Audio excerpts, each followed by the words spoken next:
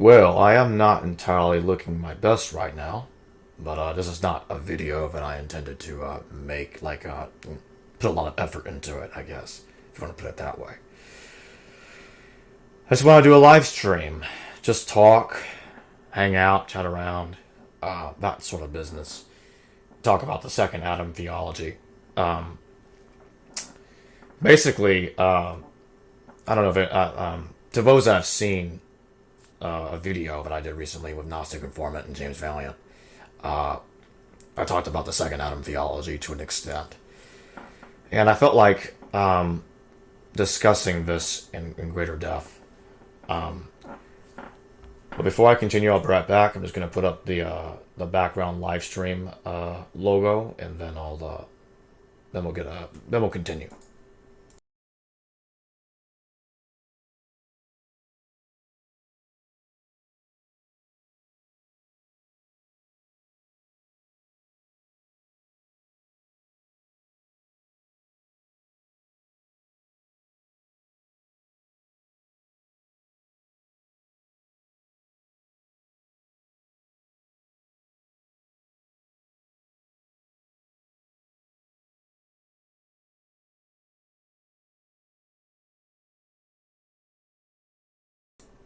Alright, I am back. Whoops. Let me fix the mic there. There we go. So, I'm going to show all of you something. This is actually a different green screen that all of you see behind me than the one that I used before. This green screen is a mobile. Oh, I'm not saying that right. Well, it's mobile, yes. It's a mobile green screen. You just put it on the floor, you pull it up with your hand, and that's it. It does the work for you pretty much. You don't have to put it all together. That was just annoying me. So I'm gonna get a pull-up green screen. So it just folds back down, folds back up, and that's it. That's all it really takes to use it. It's very easy, very effective, saves time. Anyway, there's something that needs to be discussed, especially given recent videos. Let me just put it this way. I want everybody to understand something. And that thing I want all of you to understand is that when I talk about other opinions, from pseudo-authors, and in this stream, I'm not going to name any names. I'm not going to do that. Not this time. All of you already know what I'm talking about. Here's the problem I want all of you to understand.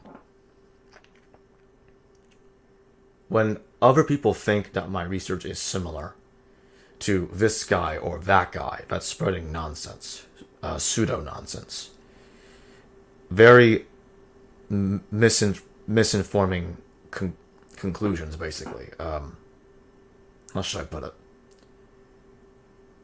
Here's another way of putting it. It's bad history.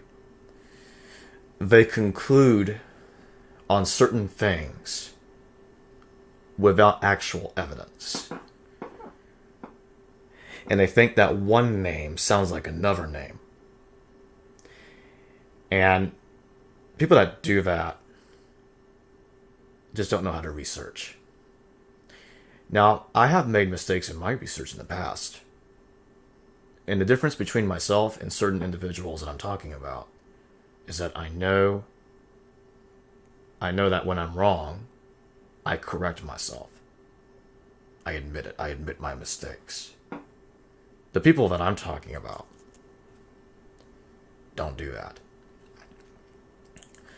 And it's not entirely a surprise that these are the same people that are rejected by the academic community, ignored, and they should be ignored. However, I don't have the luxury of ignoring such people. And the reason why I don't is because it's a problem when people confuse my research with theirs. It can discredit you. Not you, the viewer, but I'm really talking about me in the third person there in a way.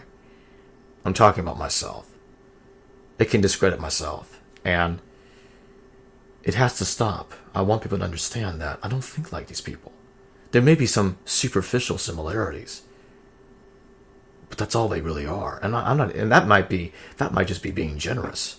I don't even think there are superficial similarities. Pseudo history, like people like Anatoly Fomenko claiming that Jesus lived 1,000 years ago, is insane, in my opinion. I don't think that's, because he's somebody that he's done the worst research that I've ever seen. Definitely the worst one. He's been heavily criticized by academics. And Anatoly uses this mathematical nonsense. Like, I don't even think he's doing math right. And he comes to this conclusion that everything happened 1,000 years ago. See, that's the kind of nonsense that I'm talking about. Now, the good news is, nobody confuses my research with his. I'm not talking about him. I'm talking about some other people. But his research is really, really, really bad. But the thing that I want my viewers to understand, and here's the thing. It's important that all of you understand that this isn't just my opinion. The Adiabeni, the Edessans, did not lead the Jewish revolt against Rome. If you read Josephus and you read about Ananias of Adiabeni, he was pro-circumcision. I'm sorry, not pro-circumcision. He was anti-circumcision. His opponent, Eleazar, was pro-circumcision. They had an argument, not so different from Paul's argument with Cephas in Galatians, in the Epistle to the Galatians. Paul was anti-circumcision. Cephas was pro-circumcision. That's why they primarily had an argument with one another. Paul said he confronted him to the face. In a similar way, Ananias did the same thing with Eleazar. I think Paul and Cephas continued the same argument stemming from these two gentlemen, Ananias and Eleazar. I want all of you to think about that logically. How could a Hellenistic kingdom that preached such a message, how could they have led the Jewish revolt against Rome? It makes no sense. It makes no sense to me at all. Josephus said that Vespasian was given his security. That Vespasian gave his security, not just his security, his personal security, to King Azates of Adiabeni. He gave his personal security to King Azates of Adiabeni.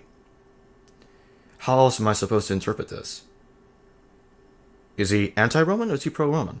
Well, why would he give his personal security? What's so important about this king that Vespasian himself is personally guarding him along with his centurions? And these centurions might have been the Praetorian Guard specifically, which is the basically high level group of soldiers there, the Emperor's Guard.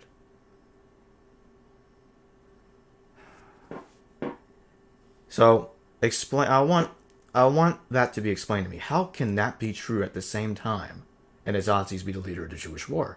It makes no sense. And Josephus specifically said that the sons of Judas the Galilean were responsible for the war. The family of Judas. And the four philosophy. The four philosophy are the Sicarii. They're not the Edessans. I repeat, the Sicarii and the Edessans are not to be conflated with one another. They're not.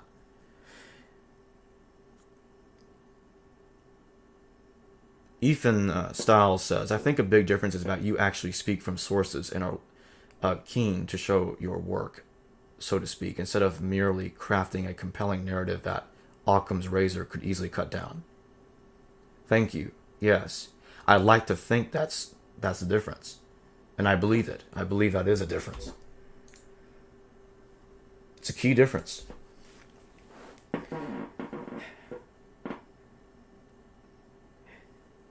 The guy I'm talking about, he's not the only one that said this. There are some other people, I don't remember their names, that have claimed that the Adiabeni were involved in the Jewish war against Rome, specifically on their side. And I'm like, no. That doesn't work. We just know that it's not true. Why was Queen Helena able to build a palace in Jerusalem 60 years, if not 70 years, before the Jewish War. The Romans would not have allowed that if the Adiabeni were on the side of the rebels. Make matters worse, her husband, King Zamaris, aka King Bauzus, he was given land and tax exemption by Herod the Great around the year 4 BCE. Think about that. Herod gave him tax exemption on land that he also gave him. How the hell was that family involved in the Jewish war? How? Explain that to me. That doesn't make any sense. It's so specific. Here's something else. It's even better than that. Let me give all you something that's even better than that. Josephus in his preface said that the Jews contacted their brethren beyond the Euphrates. He's talking about the Adiabeni, because the Adiabeni are also beyond the Euphrates. That's what Josephus says. And they refused to join them. Refused. He said they did not ever come. But Josephus appears to contradict himself when he says that Cynodius and Monobazus joined the rebels on their side against the Romans. But Josephus said that none of them did, without exception. So that's a contradiction unless they were spies. And that would explain why Josephus says that Cynodius and Monobazus were killed, but they died valiantly and bravely. He never says that rebels died valiantly and bravely. That's suspicious language for Josephus.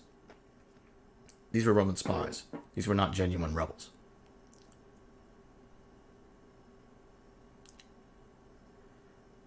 So yeah. This is how I'm going to be talking about this from now on. Like this. I'm going to lay out the logic, the lay of the land, the evidence, just like this. And that's that. Because I was frustrated in the past talking about this. I admit that. There were times in the past I got very frustrated talking about this. Because it is frustrating. It really is. To constantly having to repeat this information, but that's fun.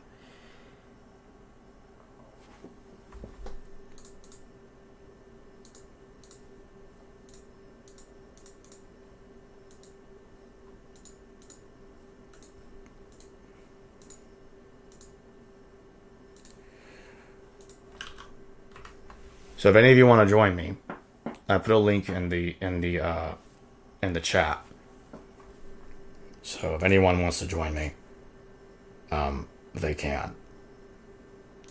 As a guest, we can have a conversation about this. But I called this video the second Adam Theology. Why did I title it like that?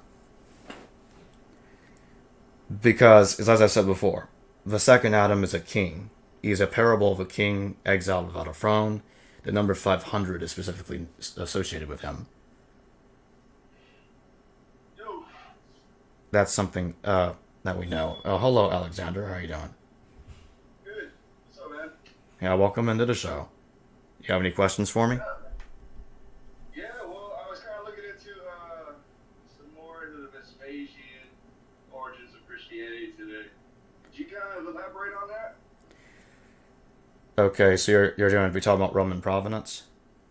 Right, because I've been looking into the Gospels and I've been reading something about how it's like propaganda, and I'm trying to figure out, okay, really what's going on here. Because I was watching a video of yours earlier today, and you were saying something about it was actually post-Paul. But Markan, I think it was something else. I think it was Mark and Luke that was written, and then the other three, or whatever. So there is some. Paul's epistles were published. Yeah, there is a something I need to clear up here with that. I call my theory rabbinical provenance. I prefer not to say that my theory is Roman provenance, because that's not really what it is. I don't buy that the Romans paid a bunch of guys to write the Gospels. Well, yeah, it doesn't really make sense because they had full authority. It's not really, Jews accepted him as the Messiah, and it's not really much that needed to go more into it, because it's not like they were trying to establish one doctrine. Everyone was just kind of on board that this was the way of the world. You know, it was the Roman Empire. So I don't really here. Let me just put it this way: Josephus does not believe that Jesus was a Messiah. Paul does. That's one of the clearest distinctions between Josephus and Paul. They think alike in some ways, but they are different in a lot of other ways. And they are both anti-circumcision, anti-Torah, Hellenists. That they have that in common. And I think they were taught by the same guy, Banus, who Paul calls Barnabas. But so that would be evidence that they knew each other, but that doesn't really mean that the Romans created Paul's epistles. I don't buy that. I think Paul disagreed with what Josephus was doing, and he had an argument with with Torah Orthodox Jews. He was basically he was a Torah reformer, if anything. He wanted to reform the law in the late first century, and he wanted to form a different religion based on one that already existed, because he said that he was arguing with the super apostles or the hyper apostles. So there are people in Christ before him. That's what he says. Although they didn't call themselves Christians. The word Christian, chronologically speaking, even if you go with consensus dating on Paul, they would still put Acts either in the early 2nd century or in the 90s. And I do agree with that dating, because see, that's when Christians show up. The term really shows up in Acts. And that's basically in the 90s. That's when the term Christian really shows up, regardless if Acts is written then or not. That's when Christians come up. And Christianity was basically a new name that was plastered over the already existing religion. Which one was that? The Adamites. Adamianism. Adamianism is a form of Hellenistic Judaism. That my chair was leaning on the green screen. I think it's fine. I have to still getting used to that. Anyway, I have to move my chair a little closer. Okay, there. The Adamites, like people like Philo and the Apocryphon of Isaiah, these are texts that predate Paul by a long shot. Especially Philo. Philo's writing in the 40s, basically, late 30s, early 40s, and he has his idea of the second man concept, and this is the same concept that's in the Apocryphon of Isaiah, which Paul used as a source. And we know that because Jerome tells us that Paul used that text as a source. And I'm going to release a reconstruction that I did on that text later, because basically I was pulling quotations out of Paul to reconstruct what the text probably looked like. And Jesus is not in there. And remember, Paul doesn't even say he never received Jesus from a man. At least Paul claims that.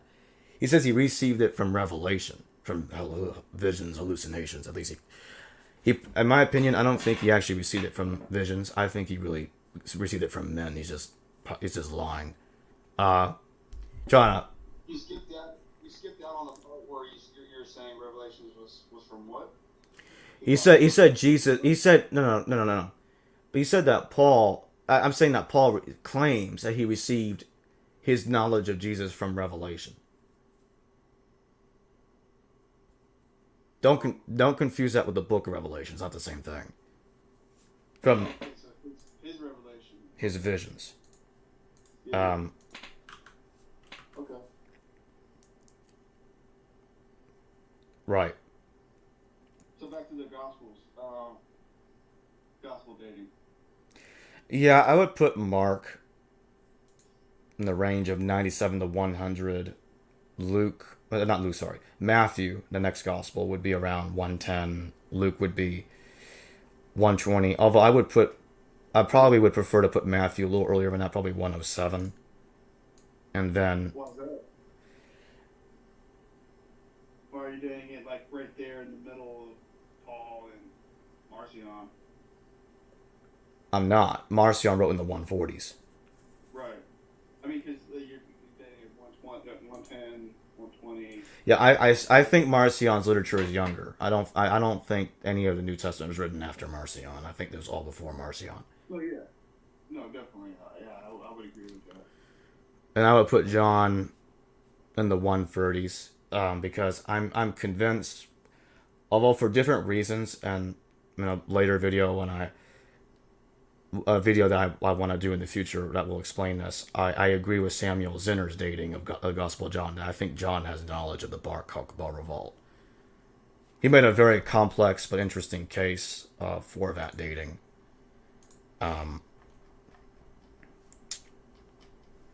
So I would say probably around that time. I'm also going to release a video eventually on the testimonium. I need to do a video updating my position on the testimonium. If ever Josephus actually mentioned Jesus in the way that we know that he did or not. That's what I want to do. That'd be a good video. Yeah, because there's a lot of controversy on that. There's not really, like there's people, like I think it was Kip who was saying, I heard out it was Kip or the other guy that's around was saying there was something contextually wrong about it, got confused, and like how when he's reading Josephus and reading Origin, he's saying Origin got Josephus confused with somebody else, and then you try to like look at the earliest documents of Josephus and Antiquities. It's like the latest, or the earliest copy that we have is like 1100 or something like that. So what we have from Origen's testimony, right, about his upset, his obvious upset at Josephus for not accepting Christ. Right. It's pretty compelling to say that he does mention Christ, because he says he acknowledges him, but he's upset that he doesn't accept him. Carrier seems to think that Josephus, that Origen is actually not saying that Josephus mentioned Jesus. And I have to look at that again. There's a complex argument that he makes for that, and I have to take a look at that a little more closely. But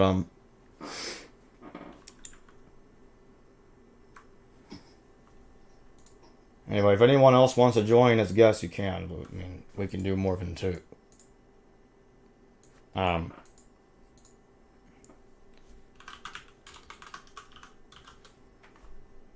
somebody hop on. Yeah, we've got 11 people on, 11 people watching right now, 3 likes. But anyway, something that I've always said is that Paul's theology seems to stem from the Adiabeni. Like, that's their thought process. Rejecting the Torah, anti-circumcision. That's basically Pauline thought right there. They were Adamites? Oh yeah, that without doubt. The Adamite tradition probably came from Adiabeni because Zamaris had, remember, he was exiled from Edessa, or Adiabeni, whatever you want to call it, Osram, the kingdom of Osram, and 500 cavalry escorted him beyond Euphrates. That's what Josephus says. That's the 500 witnesses. If I'm certain about anything, is that the 500 in Paul, 1 Corinthians 15, is the same 500 cavalry that escorted that guy beyond the Euphrates. That's the Jewish king, the number 500 royal guards. Come on.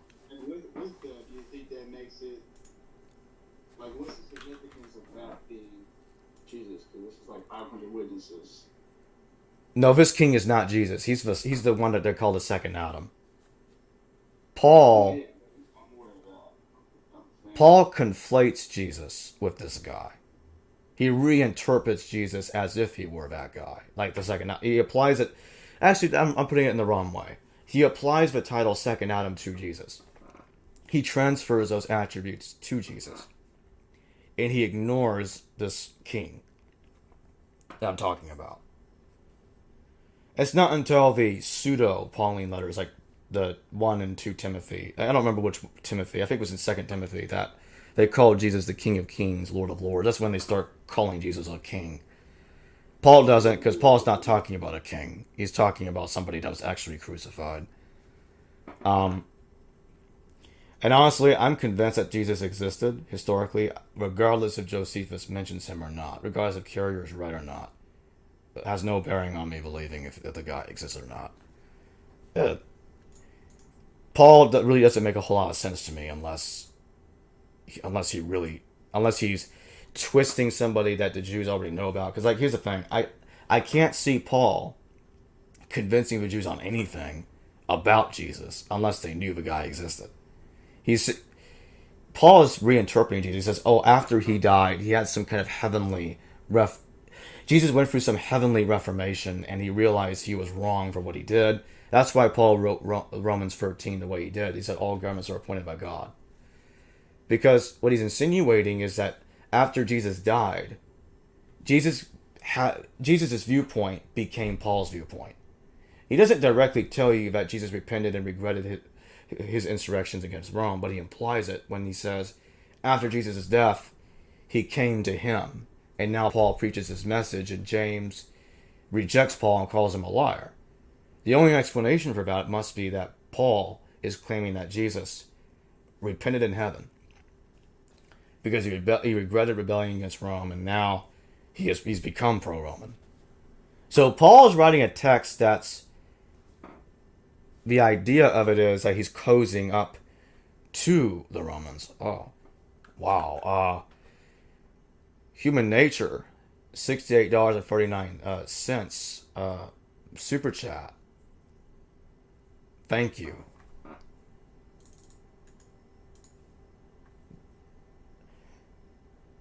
That's 50. He sent 50 pounds. That equals $68.41. $68.41.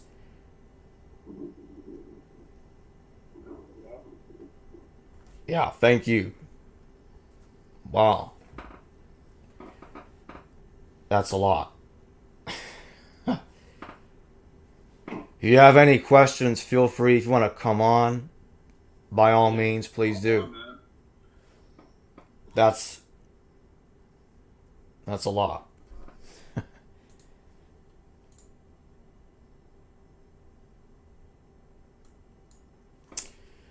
But yeah, back to the point that I'm making. And I'd like to remind you, Human Nature, again, any questions, please feel free to ask. Thanks again. All right. Let's get back to the second Adam. Oh, we have a Michael Willis is saying something here. Let me read this. John knows Bar Kokhba. He refutes the one who comes in his own name, which is Simon ben Kosiva. That's an interesting point. I'll have to look into that some more. But yeah, that probably is evidence. That probably is evidence. Because the way Simon Bar Kokhba is portrayed, it does sound something like that. That's a good point. That's not found in the previous three Gospels, to my knowledge. The Synoptic Gospels, Mark, Matthew, and Luke. That's not found in there at all. But yeah, the second Adam is basically an allegorical rewrite of Bazus, King Zamaris. Because you have to remember, Bazus is a short name. In Greek, it's called his name is Basios. Basios was originally called Monobazos. Monobazos, some pronounce it Monobazos, but the correct one is really Monobazos. That's how I should have been pronouncing it in the past. Monobazos means God is with the only king. How do I know this? Well, basically, Monobazos is a Hellenistic title. It's a syncretism between the Greek word monobasileus, which means singular king or only king, and the Hebrew word Emmanuel. Emmanuel means God is with, and monobasileus means the only king. So what monobazos means is God is with the only king. So his full name is Zamaris Monobazos. God is Monobazos Zamaris. God is with the only king Zamaris. That's Bazus' real name. God is with the only king Zamaris. So he dies about 31 CE or AD, and after that he's buried. And by that point, Izates is finishing his Nazarene training. Josephus says that Izates was in training with Ananias. He was going through Nazarene training with Ananias. It took about 7 years. That's why he couldn't return to Adiabene around 31 when his father was dying. So 2 years later, he returns about 33 AD. He returns to Adiabene. He becomes king. And he stays king up until 57 AD, and that's when his elder brother, Monobasos Jr., took over. We don't know Monobasos Jr.'s real name, unless it really is Monobasos, but it's kind of strange to call him God is with the only king as his name. Although he could have been called Azates, which is more like an actual name, because Josephus says that on 70 the family of King Azates surrendered. Although I think Josephus said former king, if I remember correctly. Which would, if he did say former king, because right now I don't really remember for sure, but I think he said former king, which would mean he's not talking about Monobasos II directly. So that wouldn't be him. That's just as a reference to the former king's family, the earlier King Azates that died in the 50s. But the thing is, Azates, according to Tacitus, the Roman historian, received assistance from, what's his name? Akbarus. That's actually basically the King Abgar that Eusebius talks about in the Doctrine of Adi. The problem is, hold on one second, I'm going to pause. Michael Willis says his own name references the minting of coin with Hero Israel. I haven't studied the coins in a while, but yeah, I think I remember that. Bobby O'Keefe says you being convinced of something doesn't make it a historical argument, Jacob. Tell me when I said that, please. Did I ever say just because I say something that it makes it true? Anyway, but there is a strong point to be made, though, because there's a reason why many scholars, well, there's a reason why Bart Ehrman says that no undergrad or professor in the world believes that Jesus didn't exist. Now, of course, I don't believe it's true because they say that, because I would be committing an argument from authority fallacy. I came to that conclusion on my own. But at the same time, people shouldn't dismiss it either, because it could simply be an argument from authority fallacy. There is a reason why Bart Ehrman says that, and it is true. What he says is very true. And people need to research why that's the case. The complex reasoning behind it. Why these people believe that there was a historical Jesus. It doesn't matter if Paul wrote his letters in the 50s, like they say, or Paul wrote in the 90s, like I say. Doesn't matter. The evidence that we that not only that I go by, but that they go by when reading Paul's letters is still there. It is still just as relevant, regardless of when Paul is writing his letters in the 1st century CE.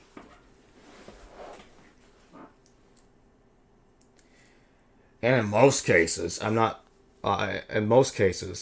but don't misinterpret me as generalizing. I'm not saying they're all like this. I'm referring to mythicists when I say, in a lot of cases, I've noticed that mythicists are unfair when it comes to analyzing evidence for a historical Jesus. In many cases, I've noticed that, and I've gotten into arguments with some mythicists, and they're very hateful, and they would say, and by the way, historicists can be like this too. There are some historicists that have the same problem. But there have been many cases where mythicists can be pretty hateful and rude because they don't want Jesus to exist. They can't even stand the idea that Jesus existed as a man. And the thing is, I'm like, okay, let's pretend Josephus never mentioned Jesus. Let's pretend that's the case, and that it could be the case. It is a good argument. There are good arguments for saying that Jesus is not Josephus. That's fine. But let's talk about Tacitus. I am definitely not convinced that Tacitus' reference to Jesus is an interpolation. So, Tacitus says that Jesus was a terrorist, and he deserved to be crucified. Let's think about that for a second. He deserved to be crucified? Pretty strong. Think a Christian would write something like that in there? I doubt it. I very much doubt it.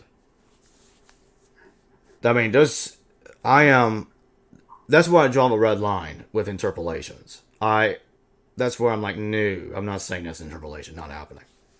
Because I'm like, okay, here's another question I'll throw out. Here's another thing I'll say. How many more interpolations does it take before we say it's a reference to a historical Jesus? Oh, here's some more logic. Let's say all we ever had as evidence for Jesus is Tacitus.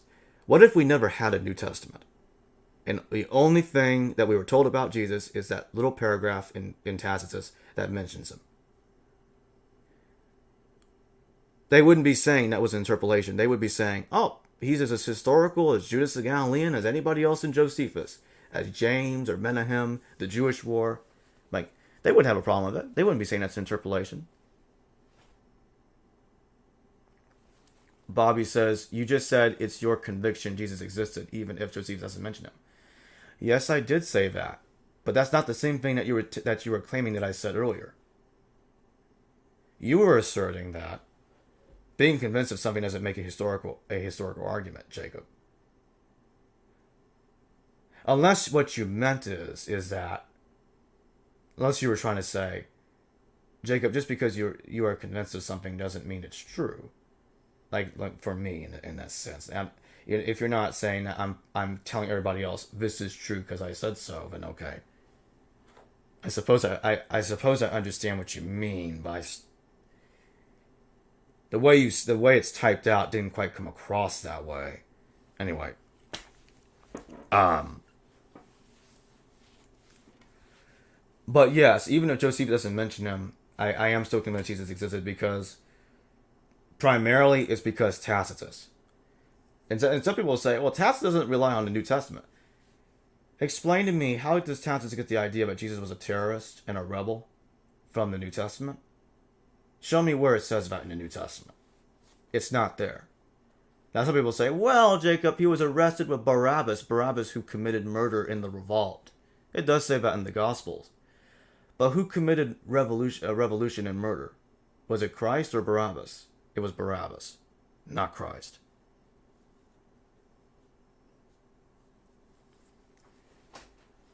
And how is Paul going to convince how is Paul going to convince Torah Orthodox Jews that Jesus believes everything that he believes, but he didn't exist? That's odd. How does that work? It's like if he's going to argue this with the Jews, then it would make better sense if he existed. If what Paul is saying is, you see, after his death, he went to heaven. He told me all of this, which is contrary to everything Jesus would have believed if he existed. He would have been Torah Orthodox. So, or at least something close to Torah Orthodoxy.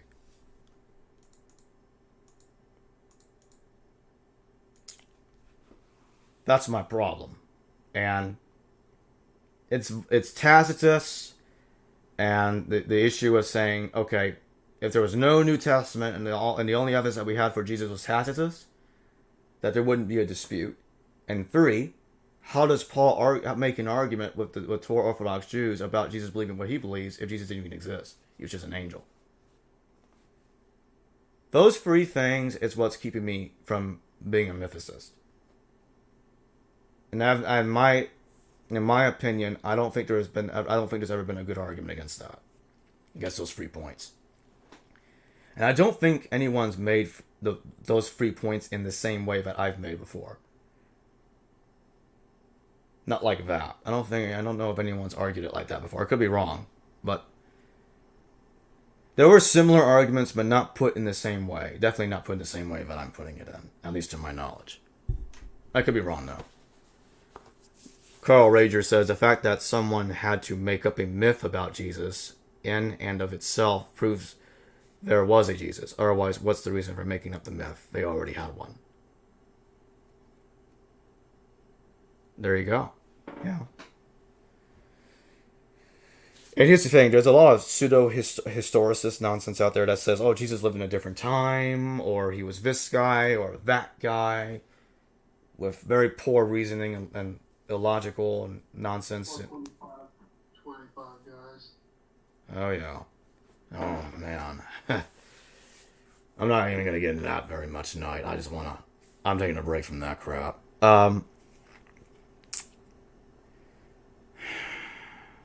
Yeah.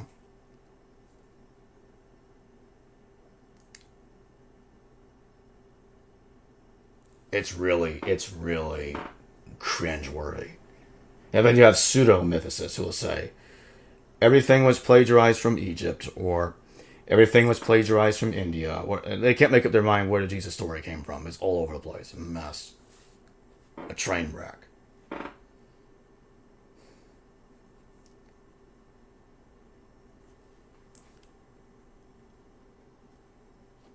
It really is.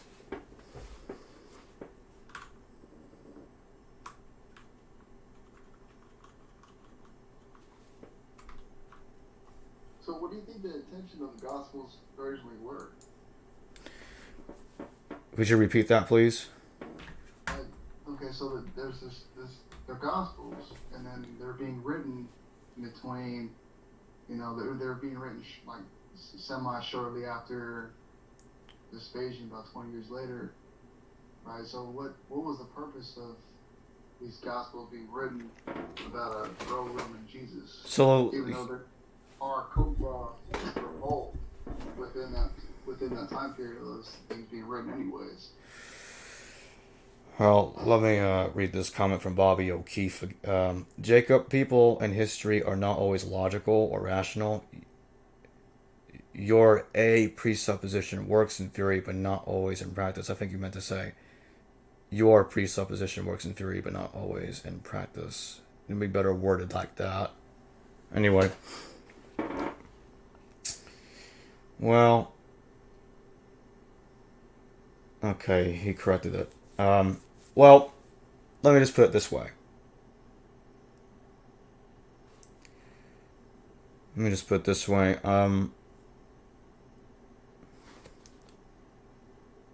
me think about that. I gotta think about that for a second. Well, yeah, I get that. Not everybody's not. It's not always logical or rational. I don't know what you mean by not always in practice. Are you trying to say if people over historicize, like say that everybody in myths are historical? Is that what you mean by that? Anyway, Trude Hell says the historicity of any Jesus is also a train wreck. Not if it's academic, in my opinion. If as long as Jesus died, as long as the premise is that Jesus died during the reign of Pilate, I don't think it's a train wreck. Anybody moving Jesus outside of 10 years is just out there. Christopher Malloy says, was Jesus Barabbas the counterpoint to Jesus Christ in a reimagining of the Passover scapegoat ritual, or event an actual historical character? Well, I used to link him with Jesus Ben Ananas, that guy that got released in the 80s, 60s, but after looking at Philo some more, I've become convinced that Jesus Barabbas is an 80-30s character. I think he's Carabbas. I think he was that strange guy leading a very strange revolt against the Romans around AD 37. I think that makes more sense to me than putting that character in the 60s. However, he was rewritten to parallel the Passover scapegoat. That I'm confident in, because obviously they're both lambs of God. That's why Barabbas is called means son of the Father. Jesus was called, this particular Jesus is called son of the Father. It's basically a play on Carabbas. They renamed him the Barabbas. And I think that, yeah, I think he definitely did that to imitate the Passover. Jesus is crucified. Jesus is killed. He's a lamb that's sacrificed, while the lamb that's released is Barabbas to carry the sins of Israel. Basically, that's basically what the Passover scapegoat is.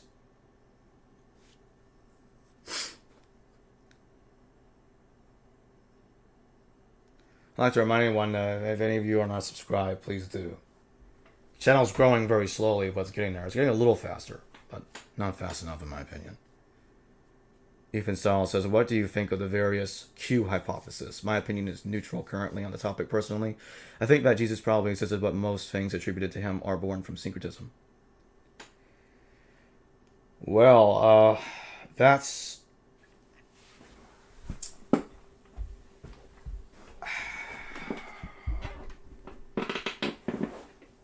don't think I've said this publicly yet. I guess I will. I am very tempted. That doesn't mean I'm saying I do believe what I'm about to say. I'm only saying I'm tempted. Dr. Goodacre and Dr. Carrier make a tempting argument that there was no Q document. Because, as Dr. Carrier recently said in an interview, even if it existed, it would be a post-war document. Because the reconstruction of Q talks about the Son of Man. The temple being destroyed is insinuated. It's somewhat similar to the theme in Mark 13, the apocalyptic, the little apocalypse in Mark 13, or the Olivia discourse.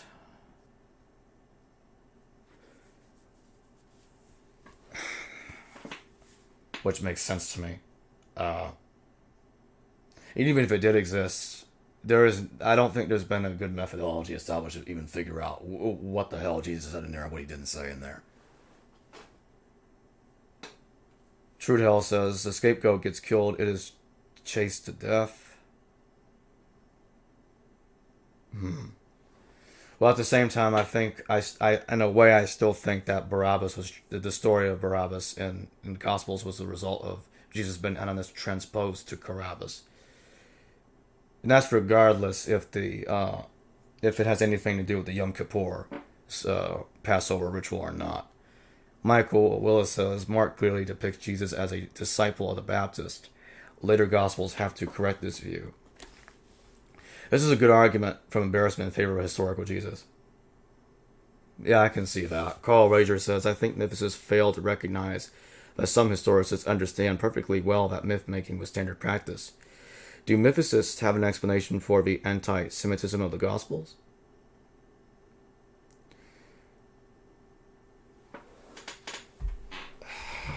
I think they might think this. Don't quote me on this. I'm not certain of this. It kind of depends on which mythicists you read. Like, some mythicists, like Dr. Price, believe that the entire New Testament is 2nd century.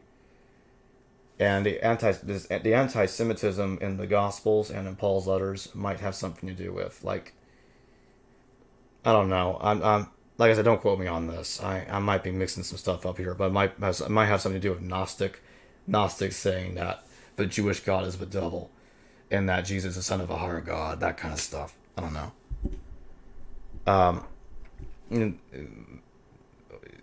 Either that, or it could have something to do with Paul, if he's writing before the war, which I don't think he was, but let's say he was. He would be writing against the temple, saying that, oh, the temple, we don't need it. We can dispense with the temple. If he's writing after the war, then he's saying that we can dispense with building the 3rd temple, which would make better sense because he does say Jesus is the temple. I don't really see how he could have written something like that before the war, but after the war, that logic makes it, that argument, makes better sense. Being argued after the war.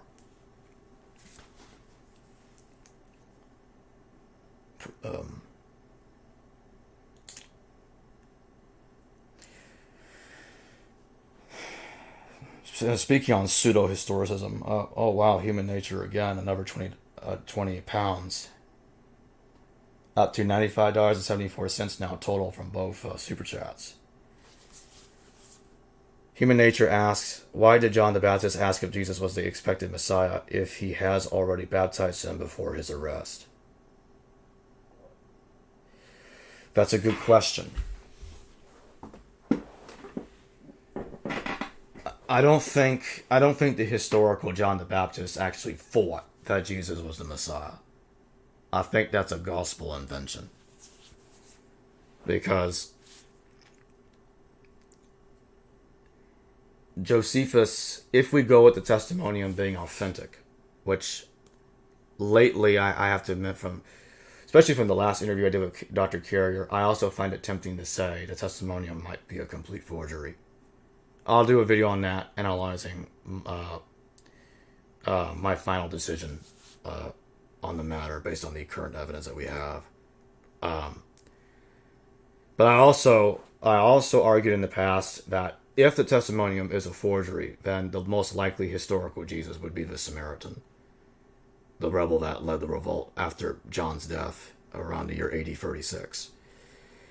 If that is true, if that argument is correct, then it would make sense of the Gospels claiming that Jesus preached after the death of John, or continued to preach after the death of John.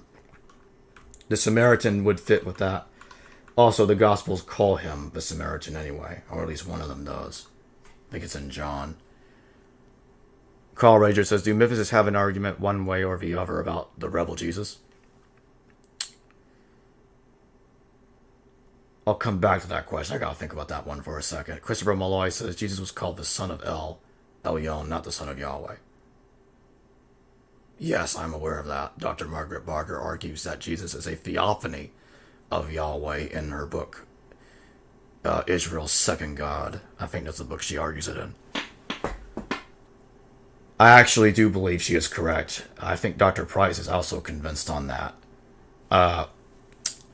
Jesus was basically rewritten to be a euhemerism of Yahweh.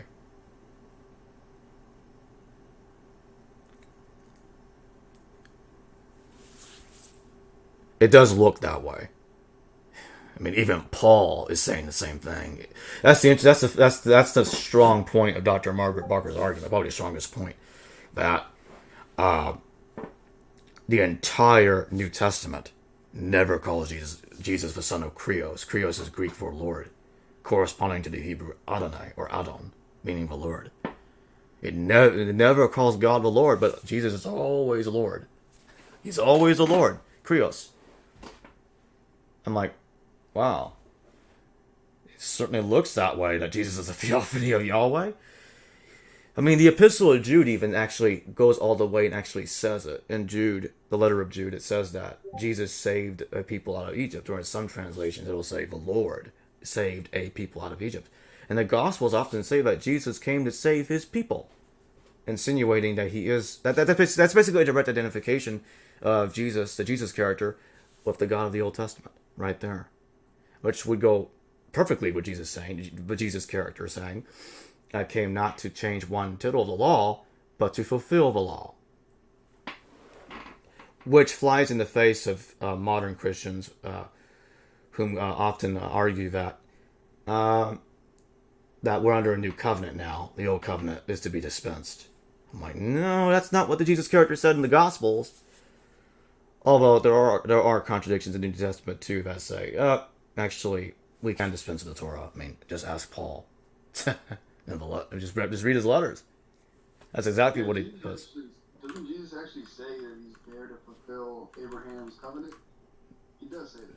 Something like that, yeah. He did say he came to fulfill the law, regardless if he brought up Abraham in it or not. Pharisees, they're calling him, they're saying he's got a devil in him, and he's like, you guys are calling yourselves the sons of Abraham, yet I'm the one here fulfilling Abraham's covenant. They're paraphrasing it, but that's basically what he says. Mm-hmm. That's exactly right. So he actually doesn't condemn the old traditions or the old ways when he's saying he's there to fulfill it. Christopher Malloy says, I think this points to an Abrahamic connection. Not sure what you mean there, but, I mean, Christianity is an Abrahamic religion, so, I mean, hey, unless you're talking about the Gospel of John, when he says, I am, the Jews get angry and they say, you're not yet 50 and you claim to know Abraham. If you're you might be referring to that, I don't know, you tell me. But yeah, I think that's another way of Jesus saying that he is of a Jewish God himself in the flesh. I mean, he did say at the beginning of John, he is the Word in the flesh. Paul says something similar in Philippians, which sounds suspiciously Johannine. He says that Jesus is somehow equal of God. He says somewhere in Philippians, Not sure. There might have been an argument. I don't know if it's original to me or not. If it's not, then I'm probably remembering an argument in the past. I think someone argued in the past that um, that sounds Johannine. Who knows? Maybe even Dr. Price said that. I don't remember at the moment. I really don't. If it is, then I mean, it makes sense as somebody was interpolating it from the time of John. Whoever wrote John, that is.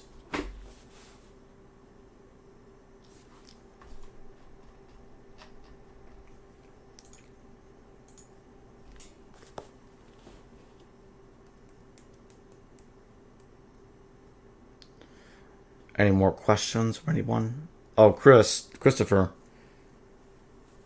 Feel free to jump in. I don't think you've ever joined me as a guest before.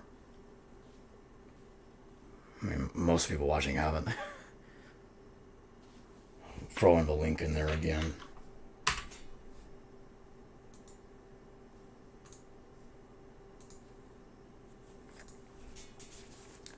Christopher Malloy says Christianity may have been an attempt to restore the pre-Babylonian Abrahamic faith.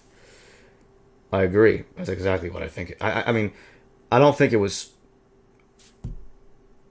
solely created for that purpose, but I think the reason why they took a crowbar and separated Jesus and Elyon into, they separated Yahweh into two separate gods because they were originally two separate gods anyway.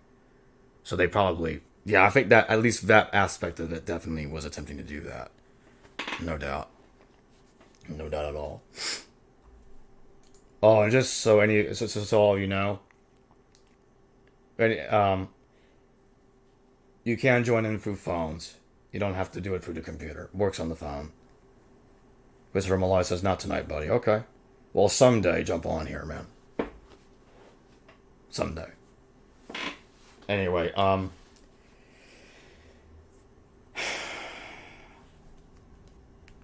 there are some that argue that Paul's letters was written entirely during Marcion's period. Dr. Price thinks that Paul's letters were written either during Marcion's period and or after Marcion's period. But I don't think it's necessary to argue that. Could he be right?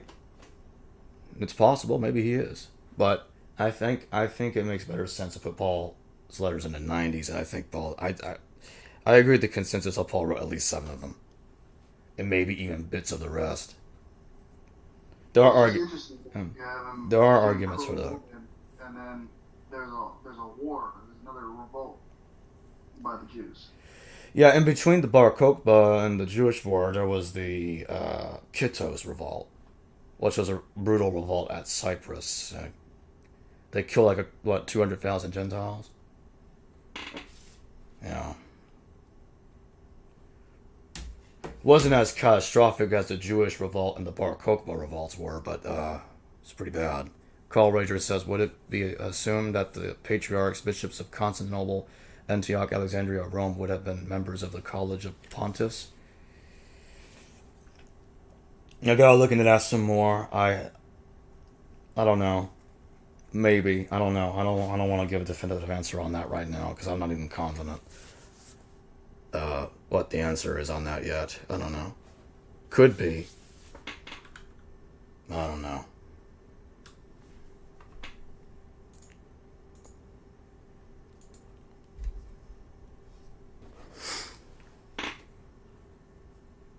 Human Nature says, can you give an explanation as to the importance of the Samaritan connection to the gospel story? Yeah, so the Samaritan, and I pointed this out before, the Samaritan passage sounds strangely like the Testimonium. It sounds a lot like it. An argument that I made, and this is an original argument, that the Samaritan passage might have been, if Dr. Carrier is right, that Josephus was interpolated with Jesus in there, and he never actually mentioned Jesus, then the Pamphilus or Eusebius, depending on which one did it, doesn't matter which one did it. I mean, I think this is what the interpolator would have done, is they looked at the Samaritan passage and rewrote it into the Testimonium, because that's the reason Jesus is placed just after the passages, Antiquities 18:1-2. which mentions that the Jews rebelled against Pilate because he was installing Caesar's effigies. It was a protest. It was a protest, and it's very similar. Very similar to the way that the Jews were protesting in the Samaritan passage. There was an armed revolt, although Josephus, when he writes those free passages, allegedly, he says it was a peaceful revolt. That doesn't make any sense. Well, I guess it's possible it started out peaceful, because then Pilate massacres them. And then it follows with the crucifixion of Jesus. I'm like, that sounds like the Samaritan. There was they traveled to Mount Gerizim. Pilate intercepts them, does a massacre, and the Samaritan and the rest of them are killed. The Samaritan is probably crucified.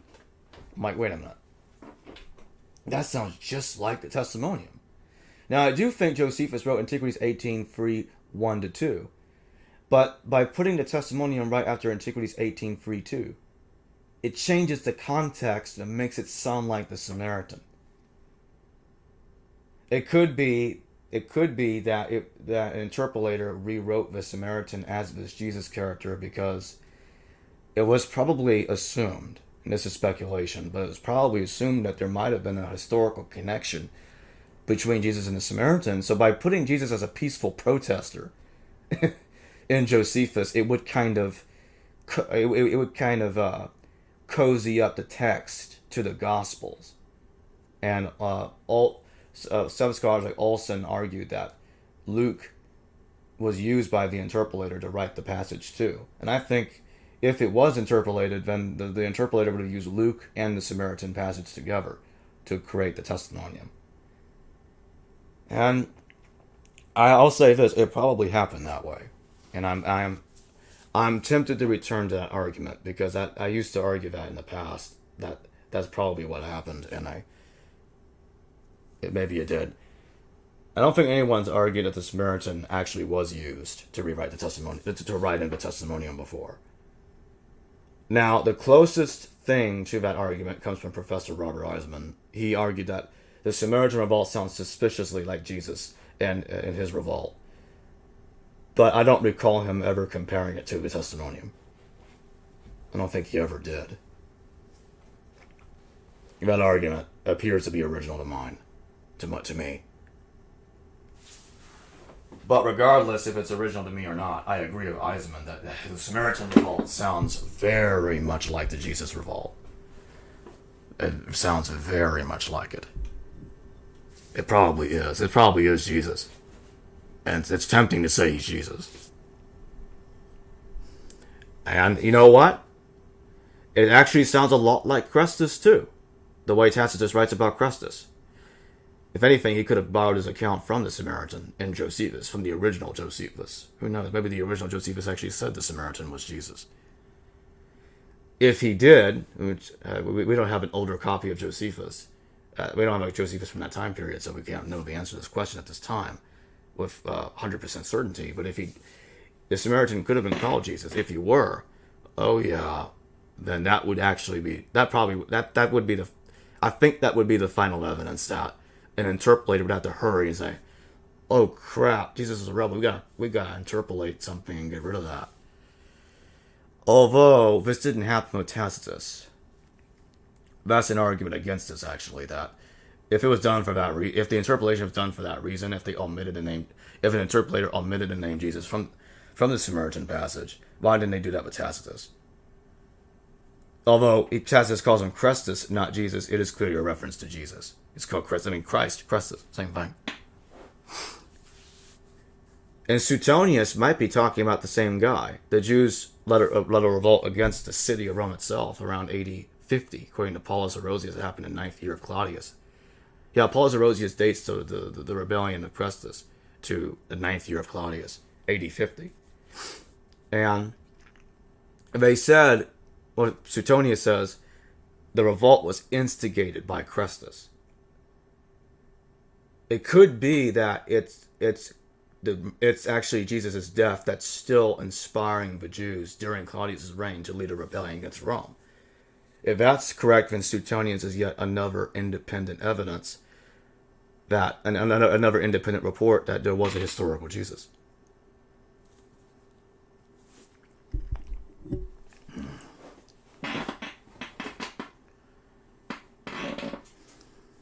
And I tend to think that Josephus did not ever admit that the Samaritan that his name was Jesus. I don't think he does that because that's in his language.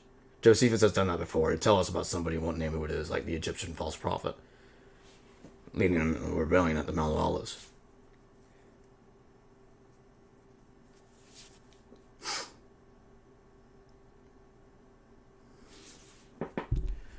Speaking on the Egyptian, there are some people out there who will say, "Oh, the Egyptian is Jesus," because they went to the same mountain, and that's a terrible argument. Because, like, okay, with that logic in mind, I could say, "Oh, Bob went to Mount Everest in the 1930s, and John in the 1960s went to Mount Everest." Does that mean they went? Does that mean it's the same guy went to a different mountain? I'm sorry, not a different mountain. Just because are they the same guy because they went to the same mountain? No, that's nonsense. That's not thinking logically. That's a poor methodology of determining if this person and this person are the same person. Well, Josephus, I think even makes a distinction, right, between one and then the one that came after, being James, right?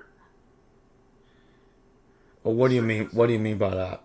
I don't. The second Egyptian being James.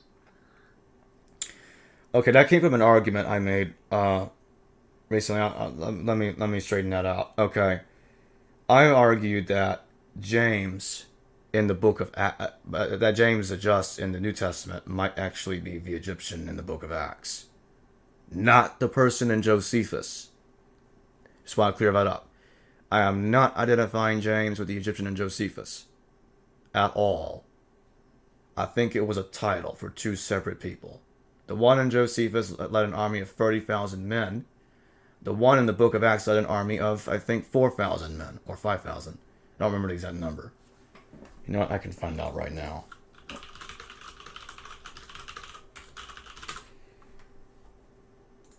Acts 21:38 says that the Egyptian led 4,000 terrorists. Okay, yeah, 4,000.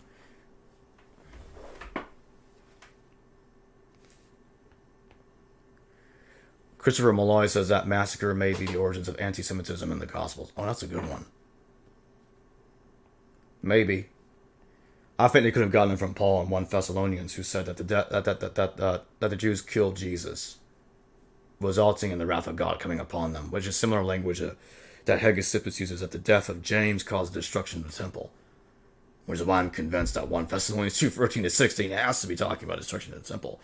Because every other text that talks about that talks about the temple being destroyed. And nothing else.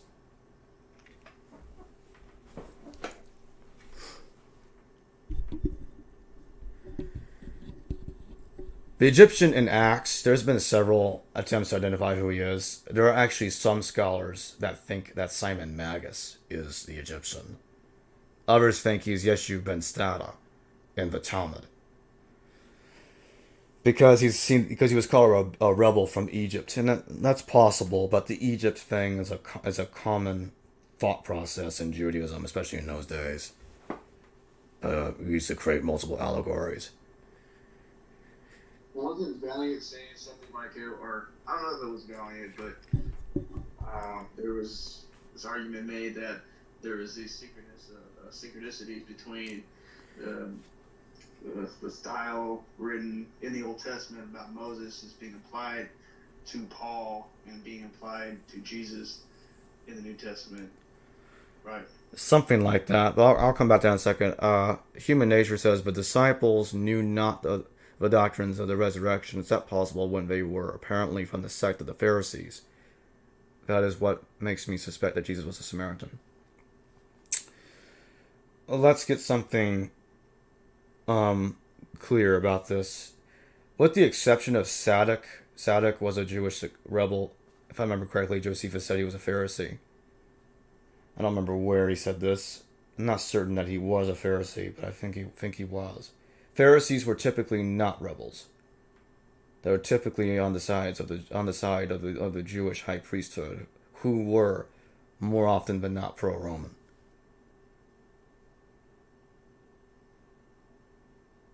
Human Nature goes on to say, even if they didn't believe in it, they would have known about it. Yeah, I don't see why not. Sure.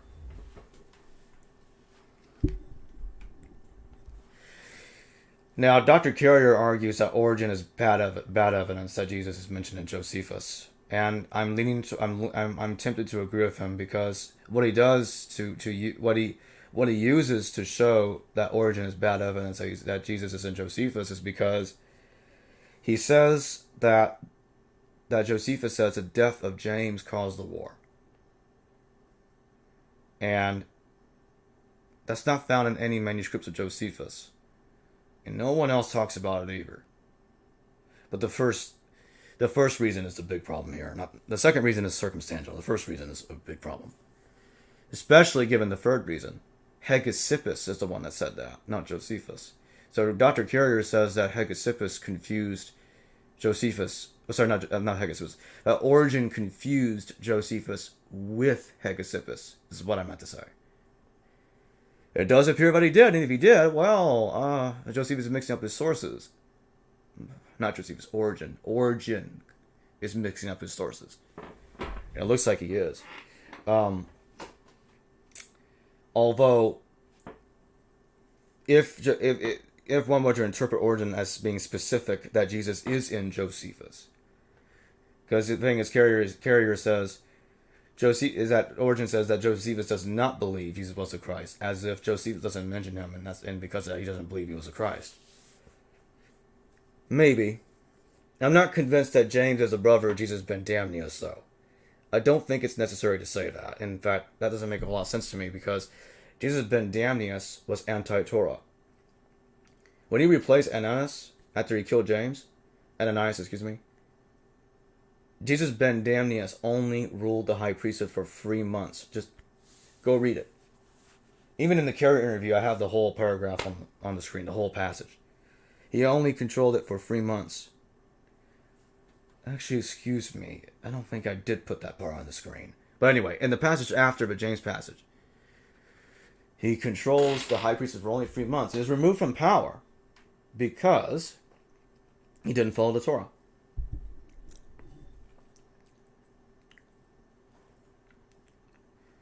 He wasn't keeping the Torah.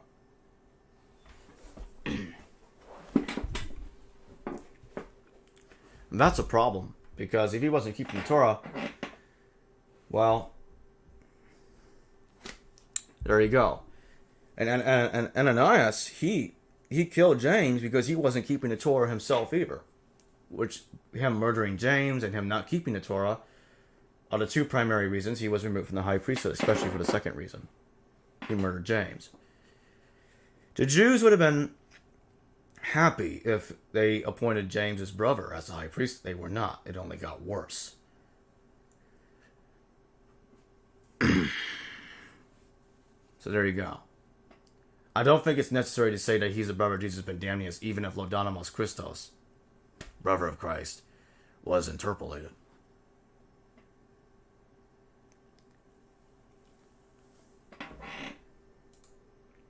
Which it could have been.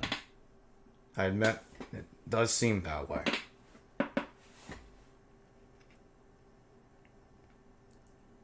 But I am convinced Tacitus is authentic. I think the Mythicist arguments against Tacitus have been very poorly argued. I don't think there's a good argument for Tacitus being an interpolation. That's where I draw the red line. Like, no, man, I'm not going to be saying everything's an interpolation. No. No. There's no need for that.